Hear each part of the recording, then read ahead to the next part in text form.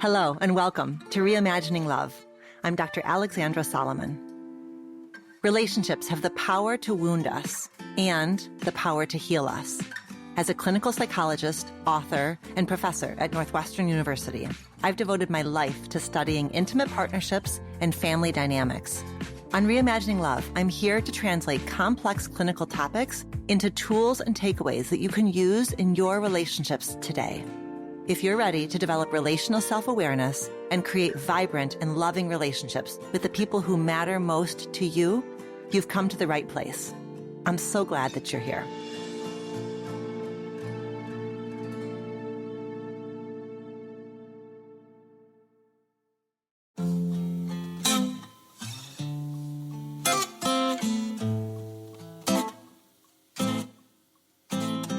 I am honored to introduce you to my guest on today's episode. Dr. Thema Bryant is the president-elect of the American Psychological Association. She's also a tenured professor of psychology in the Graduate School of Education and Psychology at Pepperdine University, where she directs the Culture and Trauma Research Laboratory. Her clinical and research interests center on interpersonal trauma and the societal trauma of oppression. She's the past president of the Society for the Psychology of Women and a past APA representative to the United Nations. She's one of the foundational scholars on the topic of the trauma of racism. Dr. Thema has raised public awareness regarding mental health by extending the reach of psychology beyond the academy and beyond private therapy office through community programming and media engagement, including, but not limited to, Headline News, National Public Radio, and CNN.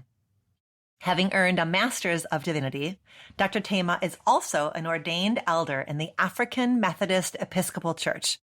Dr. Thema also utilizes sacred dance and spoken word in therapy, community forums, and faith communities. A member of the Association of Black Psychologists, she incorporates culturally based interventions in her teaching, research, and practice. Dr. Thema is also the host of the Homecoming podcast, a mental health podcast to facilitate your journey home to your authentic self. I have no doubt that you're already blown away by Dr. Thema after hearing that selection of highlights from her bio. But I really cannot wait for you to hear the wisdom that she shares in this conversation. I loved discussing a listener question with her about divisions within a family system over religion. So I hope you listen to hear her thoughts on that issue and many others. Without further ado, let's hear from Dr. Thema. Hello, Dr. Thema. Thank you so much for being here. Oh, you are welcome. Thank you for having me. I'm excited for the conversation. I am too. I have been following your work, especially on social media, for some time now. And you are, of course, the incoming president of the American Psychological Association, which means that I very proudly cast my vote for you when you were running. But you and I have never, this is our first meeting, so I'm delighted to get to meet you in this way. Oh, thank you. And so appreciative to have another connection of someone in the field who is navigating that social media space as we try to disseminate this information with the podcast and in social media. I tell you what, it's a new world, right? I mean, you and I have been at this for a minute. It's thrilling that we can have conversations like this and it will reach well over 100 countries. And I imagine that you also kind of wrestle with how do we stay in our professional integrity and our personal integrity. It's a lot, hey? Right. It really is. And people are so appreciative, though, and grateful of us bringing the information kind of outside of the academy and not just in the therapy office, but where people can easily access it. Mm-hmm. So I'm glad to be a part of that work. Absolutely. You know, you have perhaps the most incredible resume that I have ever seen. When your introduction is going to be like 5 minutes of our episode. It's just incredible, Dr. Thema, like what you have done in your career, from training at Duke and Harvard to now being professor. I mean, you've been a professor at Pepperdine for a while and holding both elected and appointed positions in professional and governmental organizations. award-winning filmmaker and ordained minister. And now you have recently added podcast host and author of your brand new book, Homecoming: Overcoming Fear and Trauma to Reclaim Your Whole and Authentic Self, which is not your first book, but it's your first popular press book. Is that right? Yes, absolutely. And is a very rich life. And one of the things that liberated me around that is I was having a conversation with my mother, and she's years ago now, but she said to me, single gifted people will rarely understand multi-gifted people. To them, you will always look scattered. Just be everything that you are. And that was very freeing because what happened is, I do spoken word poetry. So people who meet me performing say, oh my goodness, why are you wasting your life in the academy? You should be like on the stage. But then people who encounter me in psychology are like, why are you wasting time with poetry? Like you could be publishing more. So it's embracing the fullness of what comes and what I enjoy. Oh my gosh. I mean, what wisdom from your mom that she sees all those parts of you and really wanted to invite and challenge you to tease apart the difference between being scattered and being really delighted to put yourself in a variety of spaces. That's right. And it's been freeing for so many people when I share that, because there, are multiple people who just have multiple gifts, multiple pulls on their lives, and to not always, feel it has to be the false choice, or like you're not serious if you're doing anything else. So it's liberating. Oh my goodness. Right. And to be singly gifted is magnificent also, right? To just dive into your one gift and shine on the world. That's right. In that way. And as you are describing, your multiple gifts means that whatever thread you would drop, you would lose a part of yourself. That's right. Well, let me ask you this. Before we go more deeply into your work, whenever we have a guest expert in this space, I love to ask our relational self-awareness question. So are you ready for me to bring that to you? Yes. I would love for you to talk a bit about a growing edge that you are working on in one of your important relationships and what it has been teaching you lately. Yes. It has been so wonderful for me in the realm of, and I like to use the language sisterhood, but being more intentional about developing and maintaining mutual and reciprocal friendships. So I think many times there are people who can feel like they're the strong one in their family or the strong one in their community, or they are the resource that other people turn to.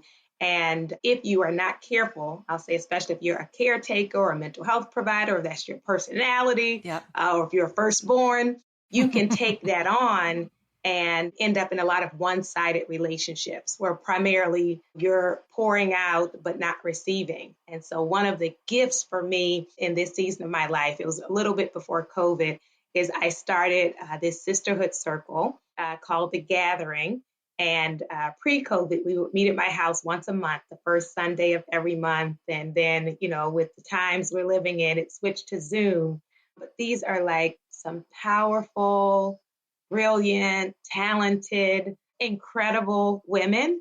And so when we gather, it's a mutual pouring, right? It's not like one person having to advise or guide or lead or direct. Everyone in the circle shares. And so one, it's a place where we can be transparent of like, here's the praise report. Like, this is what went well this month. And then this is the part that's like crumbling, or this is the part that I could use some like insight on, or what do you all see or think? And it has been such a gift. I mean, really, really wonderful. And so that really is my piece now, is enjoying the mutuality and the reciprocity, and letting myself give permission to receive. I think a lot of times we're giving, but are we also receiving? And so I've been enjoying receiving mutual sisterhood. That's incredible. I suspect that a lot of people who turn to this podcast identify similarly as caregivers and the strong one, the one who's kind of done their work. I certainly identify that way as well. And I think there can be, like, for as much as we can sort of complain sometimes about the heaviness of that, mutuality can be a bit threatening, right? It can be a growing edge of like, oh, wait a minute. If I'm not in charge, if I'm not fixing, if I'm not the one being leaned on, who exactly am I then?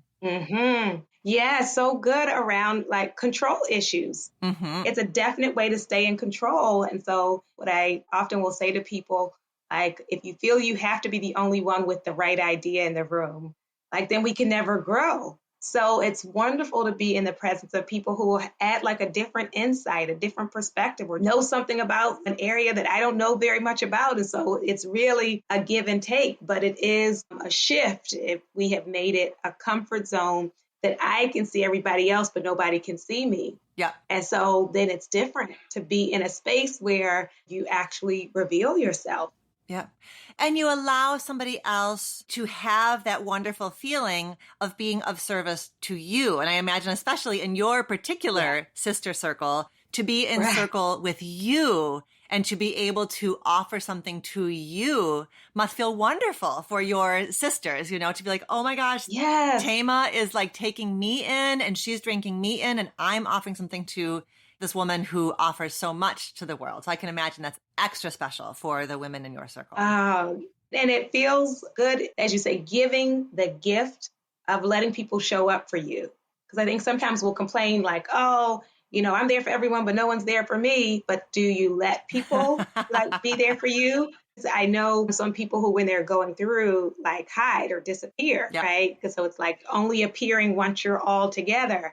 But as you're naming, what a gift of friendship to be transparent and to allow people to support you and pour into you and encourage you. It means sometimes that we have to start a conversation that we don't know where it's going to end up, where we can say, I know that I'm hurting in this way, but then to just like allow the conversation to unfold, which is another kind of releasing of control, right? To say, I don't have this problem wrapped up in a tidy bow. I know I've got something activated in me, in my relationship with my child, but I don't know what it is. And so let me just start to talk. And then can you listen me into a space of deeper understanding? And that right there is also vulnerable too, right? That's right. Say, I don't know where this is going. I don't have the answer. Like, I'm very curious. What do you all think? I don't know. Yeah. You know, we were talking about receiving, and it was taking me to something that I read on your Instagram feed, which is just beautiful. And obviously, we're going to link to all things Dr. Thema in the show notes. But you had this post recently where you wrote, those who learned to survive on crumbs may feel anxious when a feast arrives.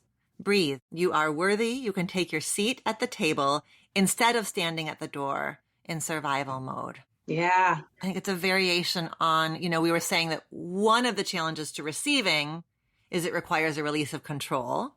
But here you're inviting us to look at one of the challenges to receiving is we have become accustomed to going without. Right.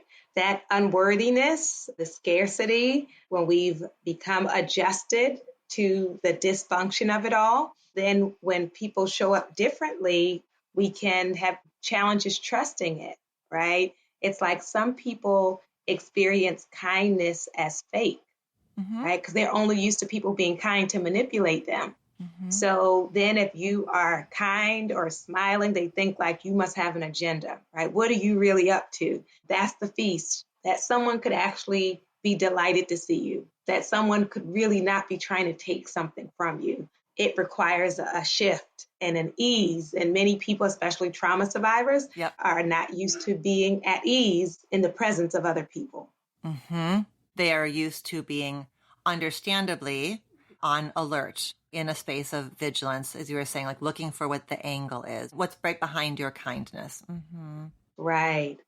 You know, I have a client now who is newly having met someone, but the scary thing is, like, she actually likes him. But it's not, he's not doing anything terrible. So it's like week after week of trying to figure out, like, should she run? Because if it doesn't work out, she would be really disappointed. Versus if you're just used to dealing with people who are ridiculous and outrageous, then they can come and go because you knew from the beginning it was bad. But when it actually feels good and actually feels safe and actually feels like you can take down your armor, it can be very just vulnerable and scary. Yeah. She's being invited to stretch into a space of more intimacy than she's being invited into a space that her trauma had cut her off from, right? Like to kind of create a smaller world and a safer world and a more contained world is an understandable and highly adaptive response to trauma. Yeah, absolutely. And, I say a lot of times that healing is a faith walk of, can I believe I could receive something I've never seen? Ooh. Right? If I've never really been treated well, it can't be real. It must be a trick. It's like, can I believe it?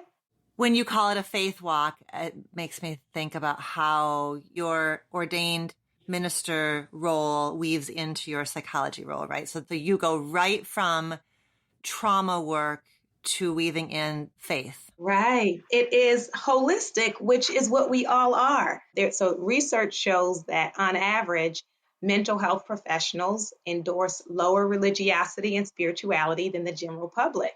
So then you have largely people who don't have a faith system directing the healing process of people who do. So that's going to be a disconnect, right? And so, it's been wonderful to be a part of providers, mental health professionals who are kind of bridging those gaps to make people feel like you don't have to choose. Some people have felt like either go to therapy or pray.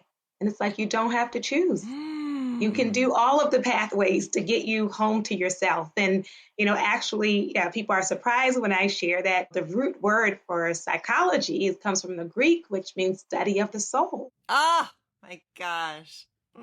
We've lost our soul in an effort to whatever, these sort of like these systems. Prove that we're scientific. Yeah. Yes. Which is very much a colonial mentality, a system of whiteness and what's valued and what's devalued. It's true. The myth of objectivity, where it's like we all have a worldview. We're all coming in with history and with culture and with a lens. And that doesn't just have to be a barrier. It's an asset of how did people before you heal, and being able to acknowledge and incorporate those in our own journey. So take us a step further with this client of yours. So you are inviting her on the faith walk to believe in the possibility of something she has yet to see.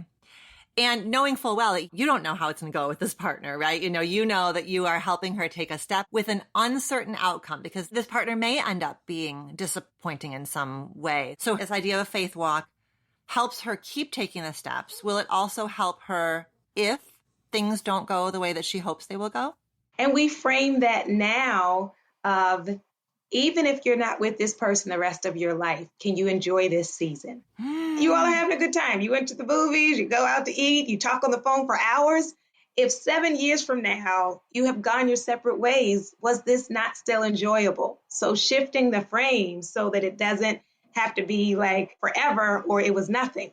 Beautiful. That's part of the faith. The faith is also a faith in herself, that she can hold on to her own worthiness. It's not dependent on the outcome of the relationship. And she can hold on to sort of the decency of the world, or that her whole sense of the world and people and humanity doesn't rest on how this goes or doesn't go. That's right. And that's so important because I think especially as women, we're often given the opposite message, which is like contort yourself, silence yourself, learn how you're supposed to talk, how you're supposed to text, how you're supposed to have sex in order to never be abandoned, right? So if it doesn't end, then like you did it all wrong. That's right. If it ends, you did it wrong. Mm-hmm. And I think it's a big education for people that you can have two good people and it still not work out. It doesn't necessarily mean like that someone is bad or just not to be a match or aligned, or it was aligned in this season and then you or the other person grows and changes. And that can happen to, as you're saying, take the judgment off of it that makes it now you are unworthy. Right. This is so important for especially those in their a single season. Tell the story of, I want to say I was in my early 20s when it occurred to me that I could pick none of the above. Whereas before I used to think I had to pick the best of bad choices, right? So it's like, well, this person likes me and this person likes me. Neither of them are any good, but let me pick the best of the two. The least bad. And it's like none of the above. Oh, I love it. What stands out to me so much about your work is how it is founded from the ground up in a deep and abiding understanding of how identity is inextricably bound with the larger systems, which means that systemic oppression, racism, sexism, ageism, homophobia, etc., is a mental health matter. And so when you talk about a woman who feels like she can't make the none of the above choice, that points us towards sexism, which intersects with what all of her other identities, right? Around how that her worth is defined through her relationship status. But that is the heart of what you do, right? Is looking at self in the systems. Absolutely.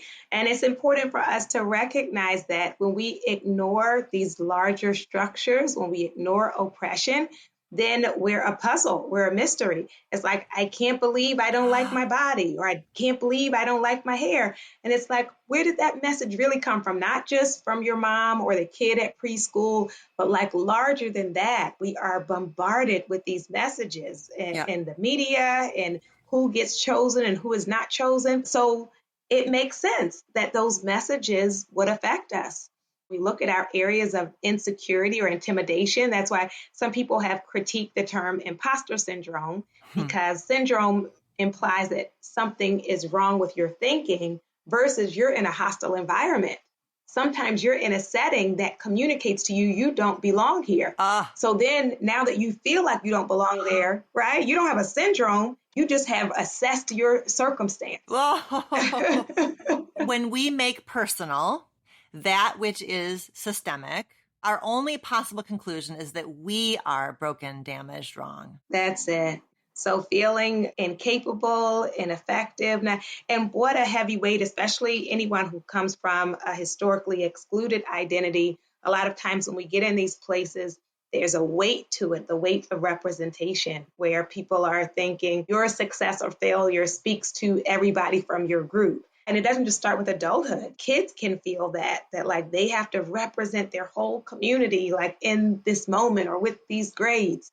And so needing space for our humanity, for our compassion, for our worthiness separate from our busyness. Right. I see this so often with my students at Northwestern who are either first generation in their family to go to college or from an underprivileged community and at Northwestern.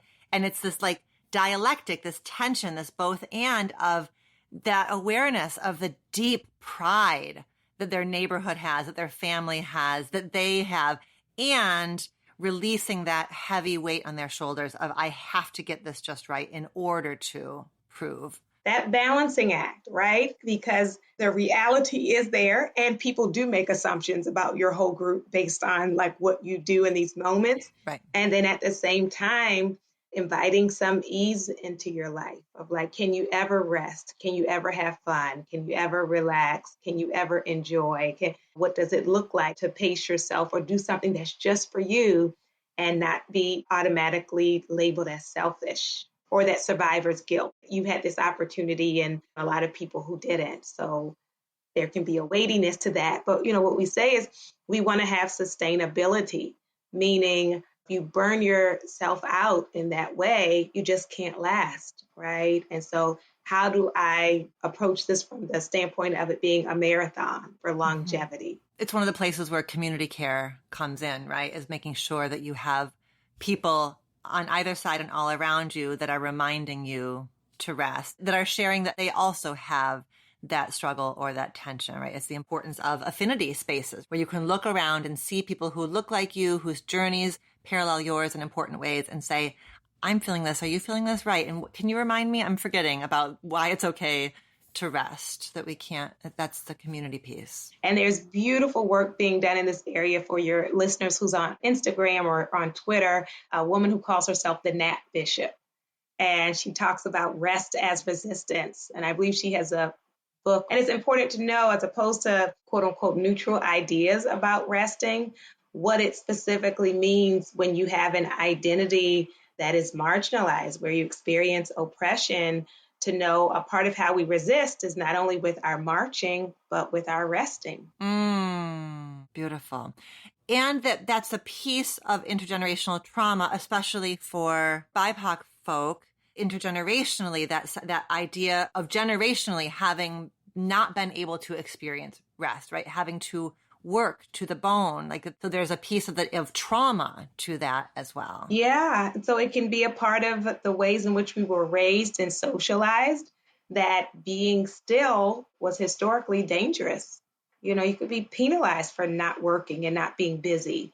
And so then, kind of that getting passed down, that you're not just going to sit around all Saturday. That's like outrageous. How you just going to sit there, get up and do something. So learning how to have the gift and luxury and human right of rest, even if those who raised us did not have it. I think sometimes we need those added permission slips. It's like you as yourself deserve rest. But if what we have to do is remind you of your ancestors and like sort of see this as to rest is to honor everyone before you who couldn't rest, where it was not safe to rest. That maybe supercharges it or adds that extra layer of it's a reverence. It's an act of reverence, in fact.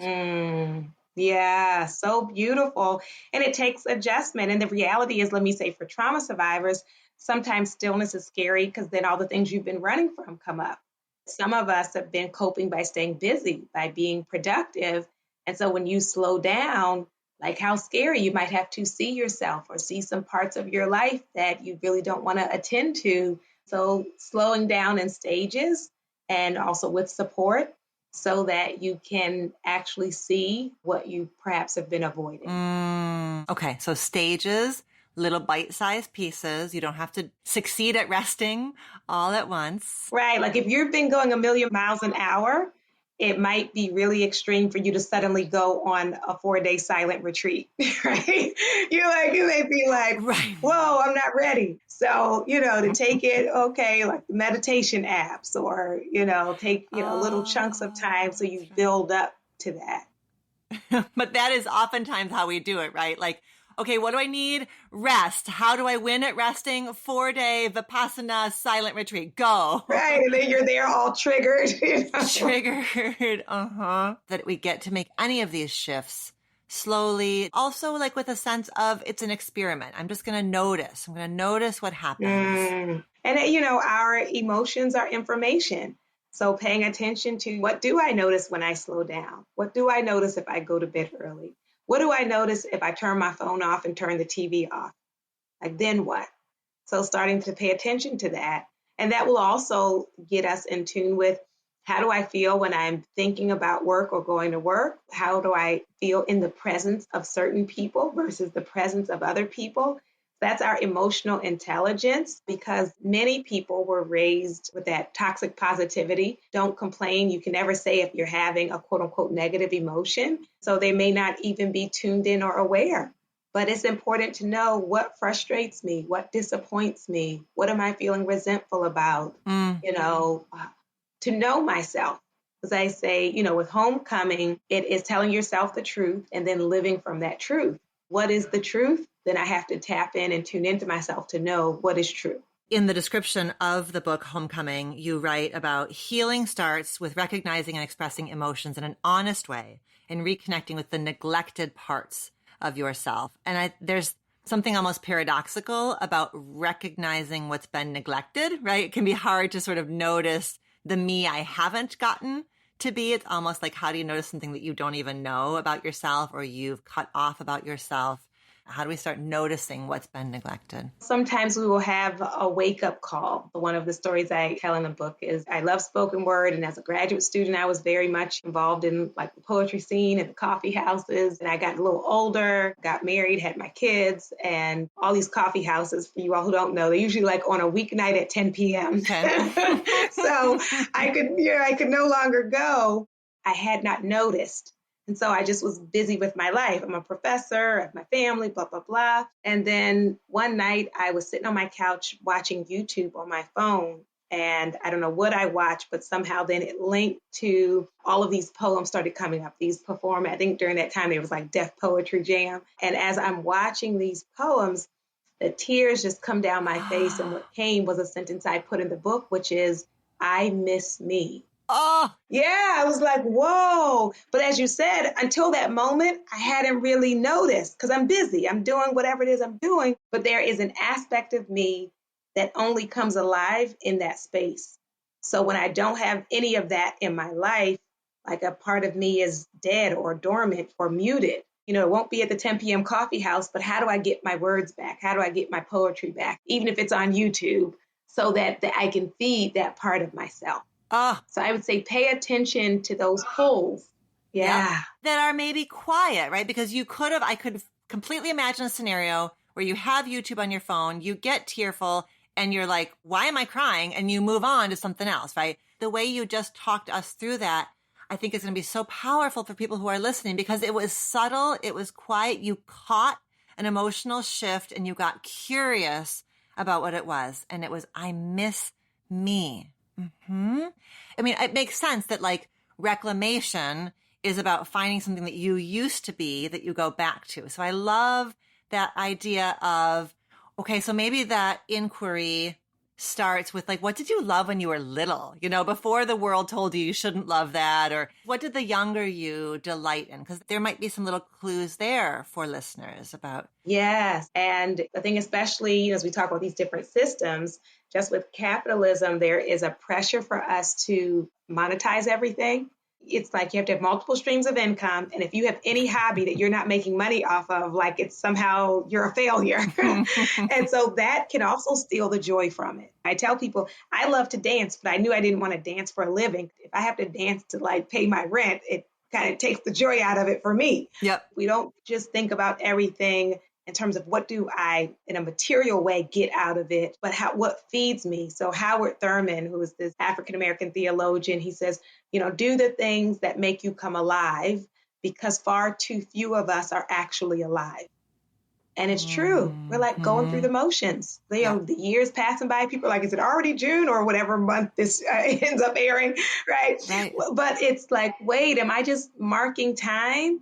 Or what am I doing when I feel the most alive?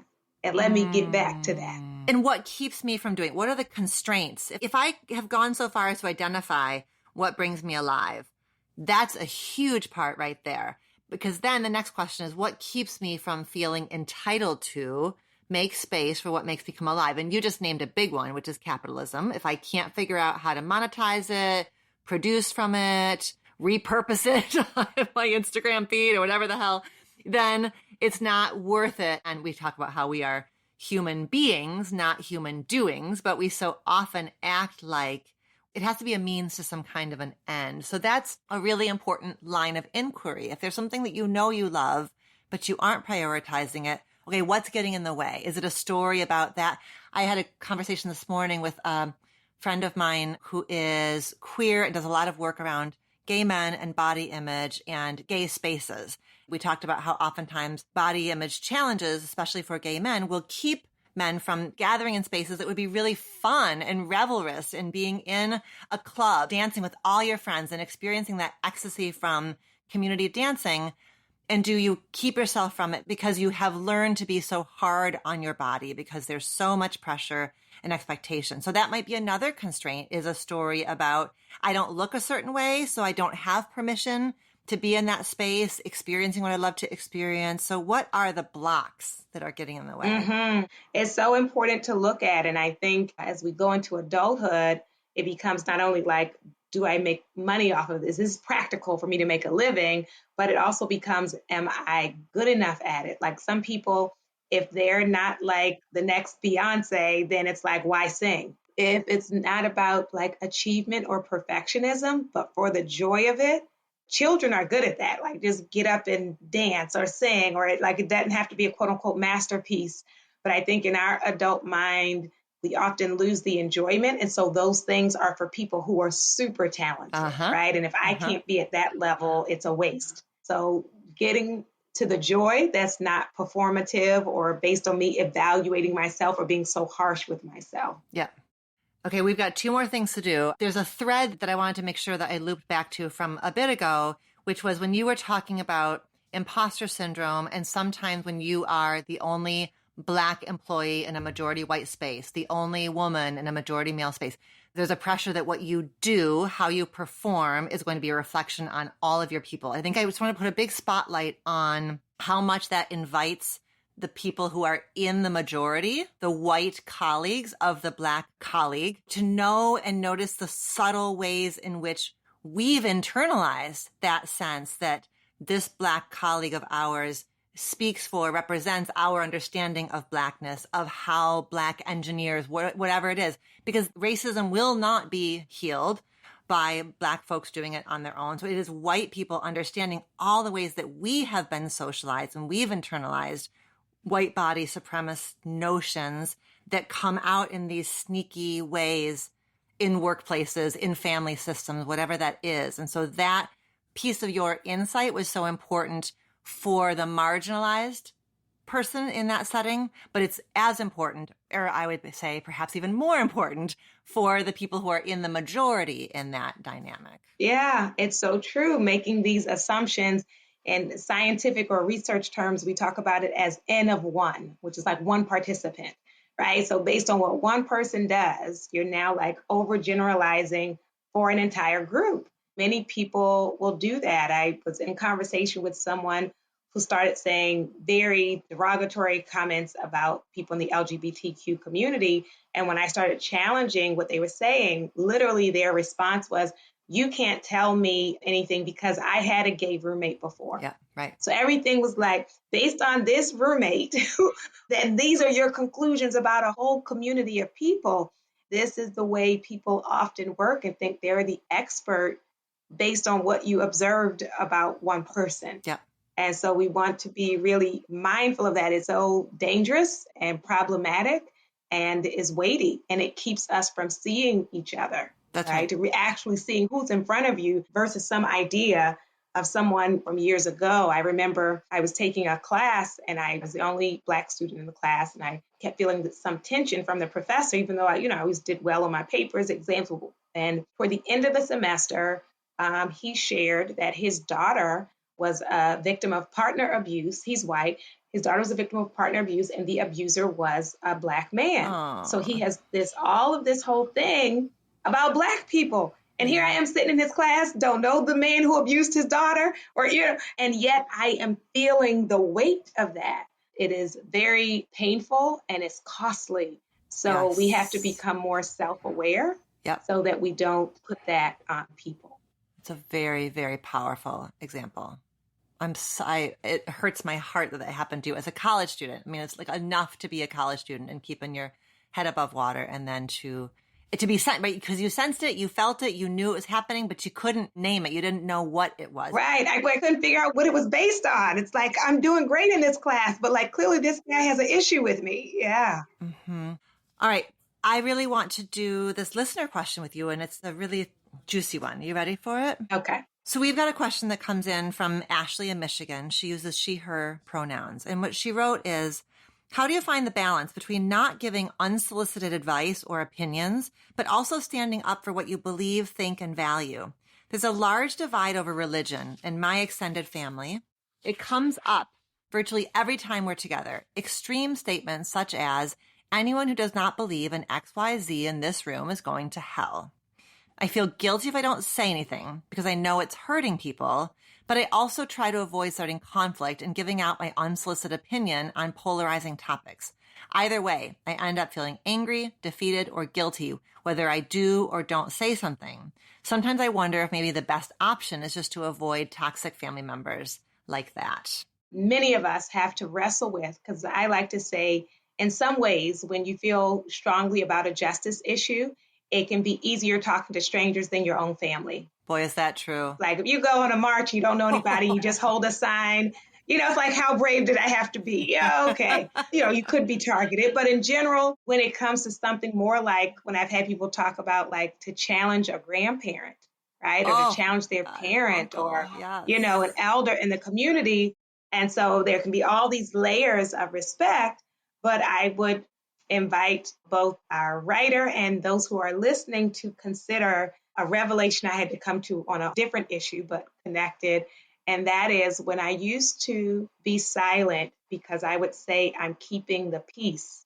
And then I had to say to myself, whose peace am I keeping? Right? Because I'm not at peace. No, it was not your peace. Like she's sitting there silent, not at peace. The people in the room who are hurt are not at peace, but the loud voice is giving their unsolicited opinion. So here it becomes they're speaking harsh or, speaking in this way, and then frame yours as unsolicited advice. is not actually what you're talking about. It is sharing your perspective. So when other people in my family believe something different than I do I have the freedom or permission, or will I give myself the freedom or permission to be able to share my perspective? Because at first, when she framed it as unsolicited advice, I thought about like if someone is living their life dating somebody you don't like, right? And they didn't ask you what you think. That's unsolicited advice.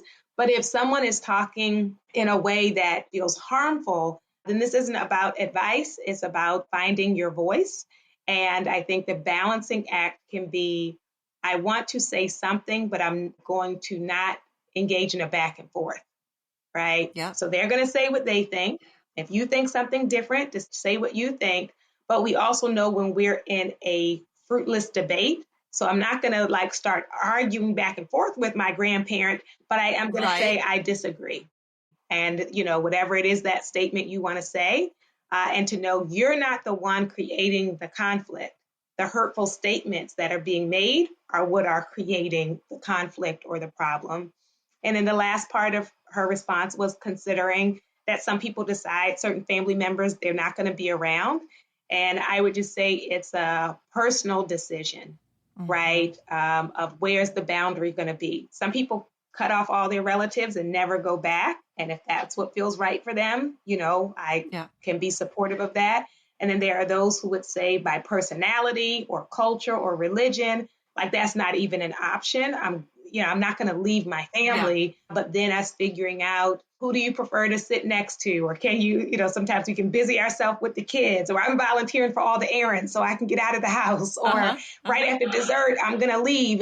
So I say, like, are you going to give them your whole holiday? Or do you want to say, like, I'm going to stop by, I'm going to bring a dish, and then I'm going to leave and do what I really want to do? So much goodness in that response. That was so comprehensive. I mean, the revelation that you had about keeping the peace, because that is a phrase that we hear all the time, isn't it? I've never, ever thought of it that way, that keeping the peace is really keeping the peace of the loudest, most dominant, likely most privileged voice in the room. And that is the experience of being marginalized or generationally younger is the idea that I have got to be the receptacle. I have to be the collateral damage, and my piece is not as important. So that right there, that's a game changer. Right. Yeah, that my piece is important. You also are letting her know that it doesn't have to be a debate. The idea is it's either silence or it's debate and argument. And I love the language that you even offered her, which is a declaration of, I disagree. Maybe if she wants to say a bit more about here's why I disagree. And I think when the disagreement is presented in a way that's quite experience near, my life, my friends, my relationship, my workplace, rather than kind of abstract or general, it keeps that back and forth from taking off, right? Because how is someone going to debate your lived experience? I mean, people can, but it's much harder than if you're making some sweeping statement or tidbit from the news. So that I disagree, an experience near description of why I disagree. And then it really doesn't perhaps have to go further than that, especially because she gets to have self-preservation be a guiding principle, right? Especially if she occupies one or more marginalized identities. They're talking about beliefs. Beliefs are kind of out there, but marginalized identities are like lived experience. And so that's not a fair fight. Someone's belief versus someone's actual experience out in the world, that's not a fair fight. So I would also want her to be really honoring self-preservation as what's the amount she can do without flooding, without dissociating, without taking on more than appropriate. And I would say yes. And, around allyship or being a co-conspirator, it's going to be uncomfortable. And yet you're in like a unique position potentially to shift people that other people couldn't shift. They're not going to be shifted by the news because that's the channel they watch, or they're not going to be shifted by strangers because they can easily dismiss them. So sometimes, depending on the relationship, we can see some shifts. That may not be like this dramatic shift. It might start off with, we don't talk like that in front of Thema because it makes her upset and she's sensitive, right? Yes. So it may start like in that way, but it's still like shifting because the ears that are there and the younger ears are taking all of that in. So if there is no counterpoint, then it becomes that what grandma said is true. I love that idea, because what you're inviting is for Ashley to kind of assess her family system and figure out where are her allies and her co-conspirators, and can they be a bit proactive and kind of boost each other, like Ashley says to whatever it is, her cousin. If I decide to speak up with grandpa this time, how will you kind of boost, amplify, Right, it is. And this is what we say, in the corporate spaces, there's always a meeting before the meeting. So sometimes in family dynamics, you need like a phone call before the gathering to kind of get your grounding together. That's right. And an agreement to amplify, an agreement to, if you do, I will be there. Even if my palms are sweaty, even if, I feel a little woozy. Voice is shaking, even if some tears fall, it's okay. Sure. I spoke my truth. Yeah. I love that I just met you, that we just covered all of this ground. This is going to be an episode that people are going to bing, as Oprah used to do, bing, bing, bing, bing, bing. It's going to just be like, yep, there's that. It's going to be like one of those ones you got to listen to 3 times. I just know it. Oh, thank you. I love your questions and the framing and bringing in decolonizing and culture and oppression and all of the pieces of our lives. So this has really been rich. Thank you for having me. Thank you.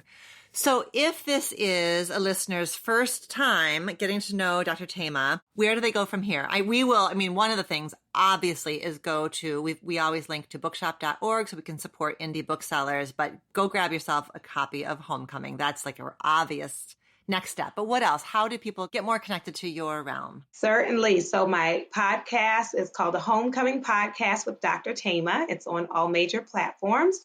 I'm in social media, Twitter and Instagram. And as of March, I'm on TikTok. So come on over and see some of the videos. I also have a book called the Antiracism Handbook that came out this year as well. So that is a great resource. And my website is drthema.com, and that's drthema.com. And that's my name on social media as well. Wonderful.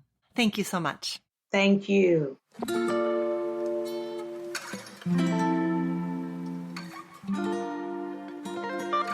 Thank you so much, Dr. Thema, for joining me on the show. I leave our conversation feeling so inspired by Dr. Thema's contributions to our field, but also just her outlook on life, her strategies, and her philosophies for overcoming challenges, and her commitment to teaching people to heal, both individually and at the level of our communities. I hope that you enjoyed hearing from her also. And don't forget to check out the ways to keep engaging with her in the show notes for this episode. Until next time, be well. Do you have a relationship question that you want to have answered on the show? Follow the link in the show notes of this episode to send in a written or audio question. Questions can be about intimate partnerships, family relationships, friendships, you name it. I can't wait to hear from you.